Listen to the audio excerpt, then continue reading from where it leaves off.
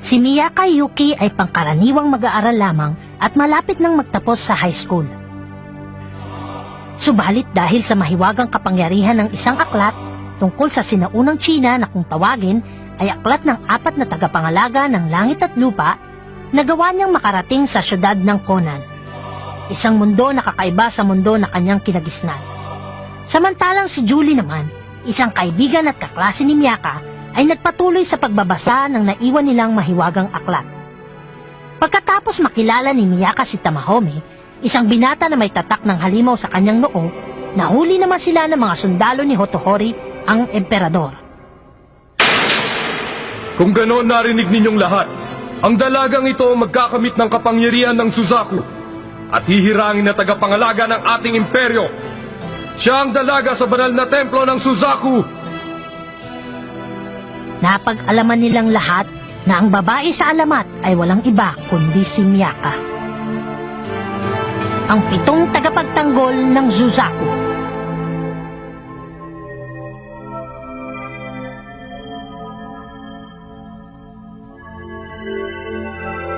Noong gabing hinirang na Suzaku ang dalaga, binigyan sila ng silid na tutulugan sa palasyo.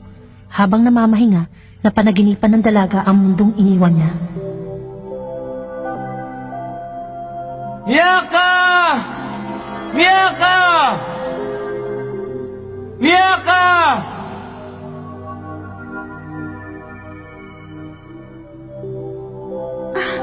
Kuya Kenny? Miyaka. Kuya! Sige na, tulungan mo ako! Kuya Kenny, gusto ko na umuwi. Gusto ko na makabalik sa mundo natin. Kuya Kenny! Kuya! Pero hindi ako ang kuya mo, Miyaka. Pero hindi ako ang kuya mo, Miyaka.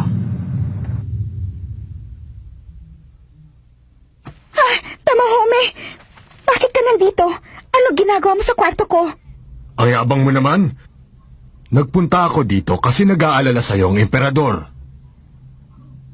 At nag-aalala din ako sa'yo. Ha? Nag-aalala siya sa akin?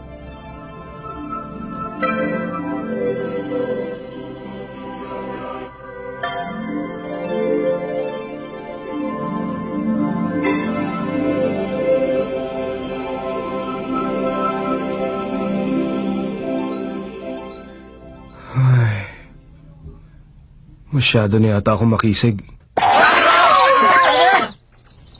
Totoo ba na nag-aalala ka sa akin? Oo.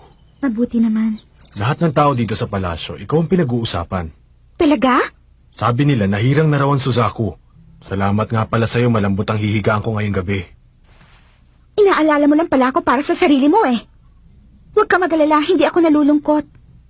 Hindi ko nga naaalala ang mundo namin eh. Mas pinoproblema ko pa kung anong damit ang isusuot ko ngayong araw.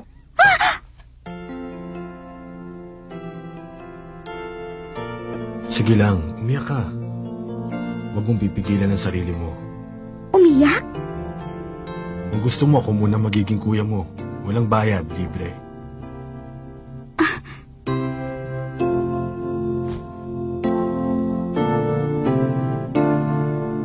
Salamat. Alam mo, iniisip ko lang. Ha? Kung gusto mong makabalik sa mundo mo, kinakailangang makuha mo ang kapangyarihan ng Suzaku. Pag nagawa mo yon, pwede nang matupad ang lahat ng kahilingan mo, hindi ba? Oo nga, ano? Hotohori! Miyaka! Hotohori! Miyaka, Hotohori! Emperador nga pala. Mabutit dumating ka. Kukumustahin sana kita, kaya lang abala pa ako sa ngayon. Huwag po kayong mag-alala. May kailangan ka ba? Eh kasi, paano ko ba makukuha ang kapangyarihan ng Ibong Phoenix? Ay, ang Suzaku pala. Ah, yun lang ba? Nandito ang sagot. Ha? Alam mo ba kung ano ito? Nakita ko na yan dati. Hindi ko lang maintindihan ang nakasulat. Ang aklat ng 4 na tagapangalaga ng langit at lupa. Yan na nga yun! saan naman galing yan? Mula pa ito kay Taiso. Kay Taiso? Siya ang unang emperador na binilinan ni Tycoon, yung nangangalaga sa mundo namin, ng sagradong aklat na ito. Sagradong aklat? Hinati sa 4 ang 28 planetang sakop ng kalangitan. Ibig sabihin, may 7 planeta sa bawat pangunahing dulo ng kompas. Sila ang 4 na tagapangalaga. Ang Suzaku o ang pulang Phoenix ang isa sa 4 na ito. At nangangalaga sa timog na bahagi ng kalangitan. Sa ilalim ng Suzaku, nakapaloob ang mga pangalang Chichiri, Tamahome, Noriko, Otohori, Chiriko, Taski at Mitsukake. Sila ang 7 planeta ng Suzaku.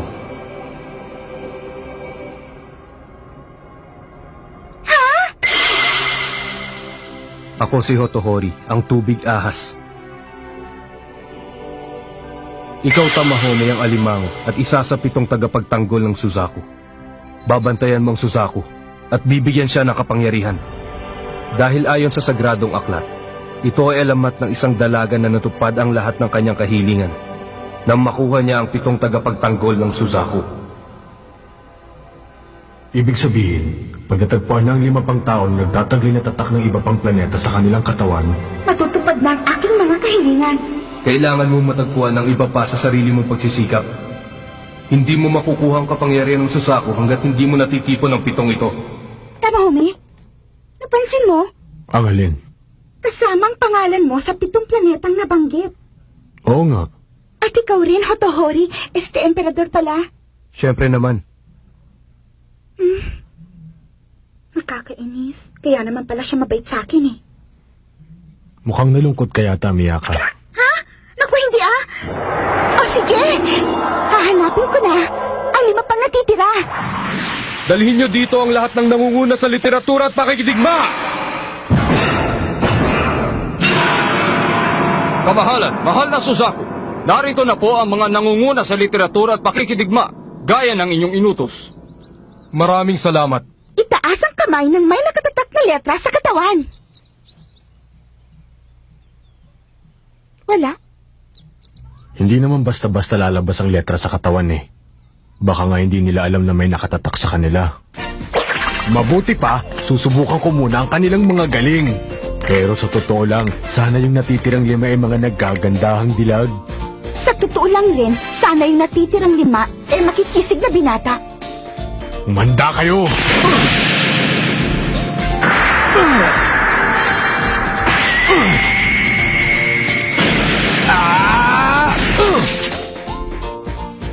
Huh? Alam mo, sayang lang ang ginawa mong pagpapakitang ginas. Sabi na kasing ako talagang makakahanap sa 7 tagapagtanggol ng Suzaku. Paano naman? Alam mo, ang tunay na lalaking matapang ay hindi magagawang manakit ng babae kahit ano pang mangyari.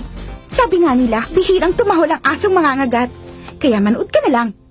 Kailangan na nating bumalik, Mistress Corin. Pag nakita kayo dito ng emperador, baka parusahan na kayo. Siya ba ang sinasabi nilang nahihirang na Suzaku? Opo, Kung makadikit sa emperador, akala mo legal na asawa. Sino naman ang lalaki sa tabi nila? siya po si Tamahome, isa sa 7 tagapagtanggol ng Suzaku. Tamahome. Sige na, ano pang hinihintay niyo? Sumugod na kayo. May problema ba? Natatakot po kami, baka masaktan namin kayo ng gusto, mahal na Suzaku. Ano ba naman? Siguro ang totoo niya, natatakot kayo sa akin dahil galing ako sa ibang mundo. Wala ba kayong bilib sa mga kakayahan niyo o talagang mga duwag kayo? Nagpapatubo lang kayo ng mga bigot at balbas para kunwari nagmumukha kayong matapang. Kung meron pa kayong dangal, narinig niyo ako, kayong mga Shaolin Shamay Army! Akala mo kung sino to? Wala kang karapatan para insultuin kami ng ganyan! Naman, para yun lang, natin ko na kagad. Wala sa kanilang hinahanap ko! Kahit sino naman magagalit sa mga sinabi mo eh.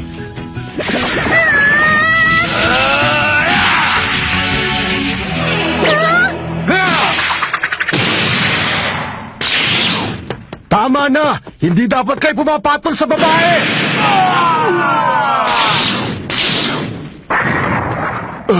Miyaka! Umalis ka dyan! Bilisan mo!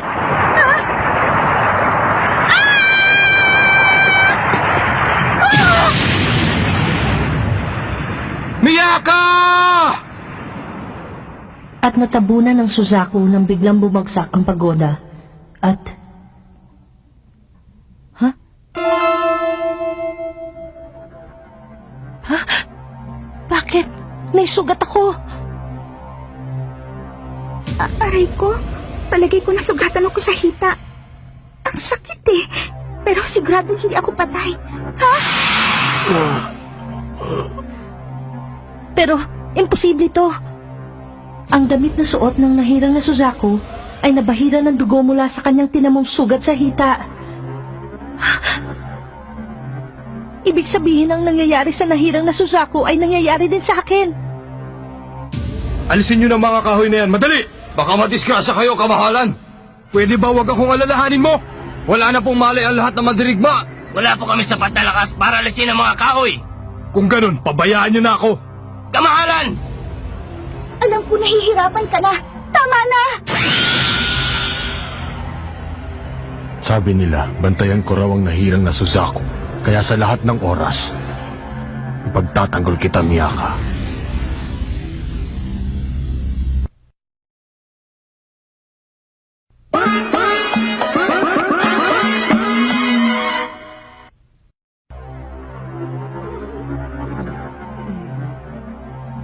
Miyaka! Tamahome! Sana'y buhay pa sila. Ako ang magliligtas sa kanila, kamahalan.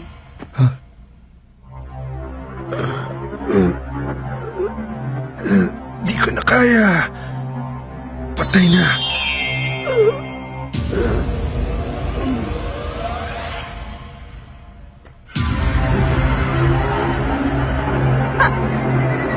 Tamahome!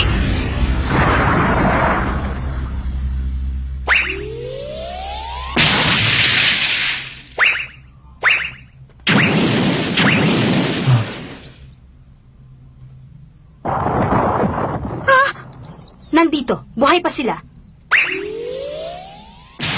Talagang maswerte ka. Sino kaya siya? Nasaktan ba kayo? Hindi naman masyado, kamahalan.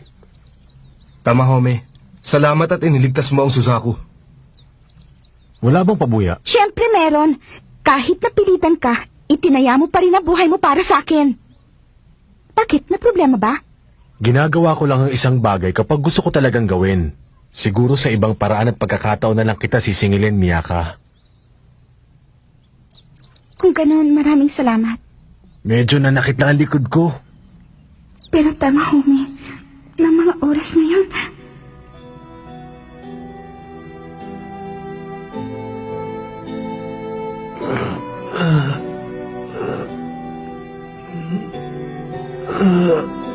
naramdaman ko ang iyong paghihirap sa aking puso.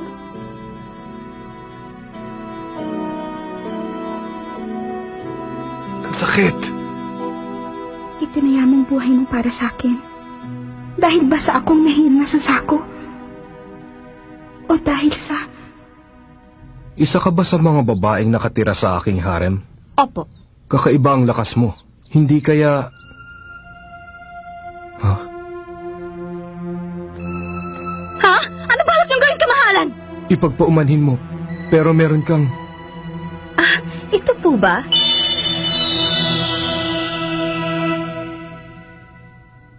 Ang pangalan ko ay Corin.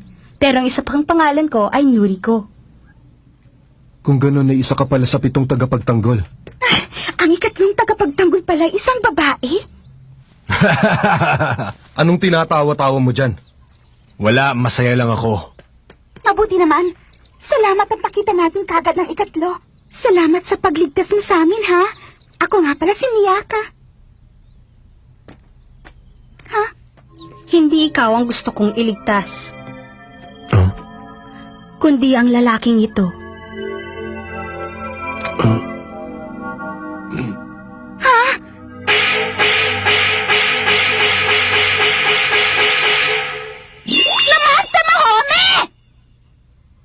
Nilinisan ng Suzaku ang kanyang damit na nabahira ng dugo at... Ayan, malinis na. Ang hirap palang tanggalin ang mantsa ng dugo. Aray ko! Naalala ko tuloy yung babaeng sinuri ko. Bakit kaya niya hinalikan ng ganun si Tamahome? Naiinis tuloy ako sa kanya. Pero isa siya sa 7 tagapagtanggol. Wala akong magagawa. Kung gusto kong makabalik sa mundo namin, kailangan kong maipon ng 7 tagapagtanggol na Suzaku. Kaya kahit naiinis ako sa kanya, kailangan ko pa rin siyang pakisamahan. Pero paano? Paano ako makikipagkaibigan sa kanya? Sige, lalaban ko muna itong mga panloob ko, tapos bibisitahin ko siya, tapos... Miyaka! Bastos! Lumabas ka dito! Huwag ka sumigaw! Gusto ko lang naman magtago dito eh! Sige na!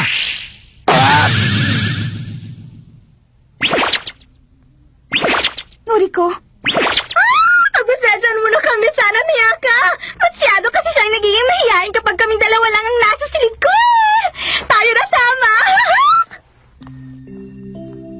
Iniinis talaga ako na babaeng yan! Bakit kailangan ko pa makipagkaibigan sa babaeng yon? Manigas siya! Iwan ko nga! Pero sandali, kung hindi ko gagawin yon, hindi ko makukuha ang kapangyarihan ng Suzaku. Tiyak na malalagot ako sa mama ko, kaya...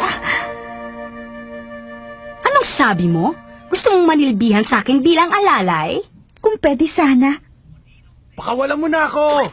Sige na naman, hirap na ako! Sige, Balis ka pumapayag na dyan. ako. Pakawalan Ano mo na kung may ako! paglilingkod ko sa Kanina inyo? pa ako nandito, Siya nga ano pala. ba? Ano po yon? Iwan mo ako, lumayo ka Tatanggapin nga kita sa akin. bilang alalay Para basta't hindi huwag mo pa lang ako kami makakapit. gagambalain. Ano ba? Bakit ko naman kayo gagambalain? Mamatay sana ko kunis paa. Poprotektahan kita sa lahat ng oras. Akala ko pa naman tagapagtanggol ko na siya. Halika nga rito! Tama na! Sabi lang, tama na eh! Ngayon, sinuri ko na ang gusto niya makasama. Bagay nga kayong dalawa. Miyaka, tulungan mo akong ayusin ang buhok ko. Ha? Opo. Sa tingin mo ba maganda ang buhok ko? Ha? Opo, opo. Huwag mo ngang hilaan at nasasaktan ako! Gusto kong pakintabing mo ng mabuti ang lugar na ito. Opo. Pag may nakita akong dumi, hindi ka maghahapunan. Lilinisin ko pong mabuti, ma'am.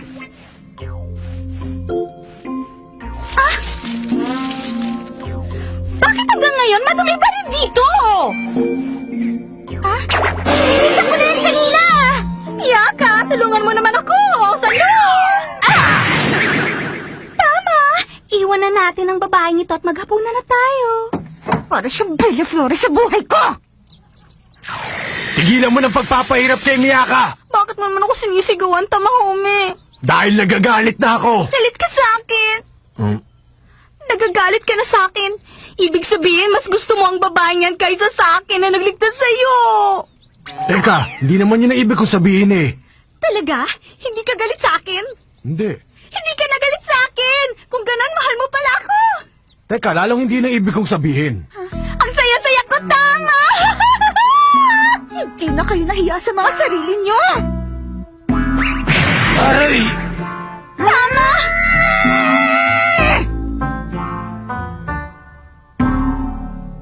Sinuri ko kasi eh. Kinagalit ako palagi.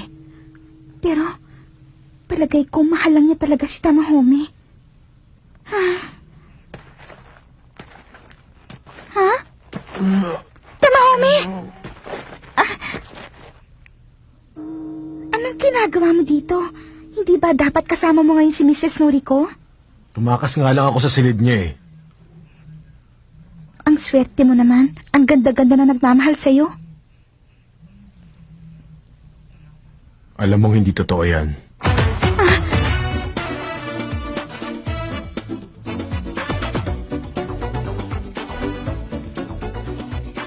Sa palagay mo ba masaya ako sa nangyayari ngayon sa akin? Eh kasi, ang akala ko eh. Tamahome!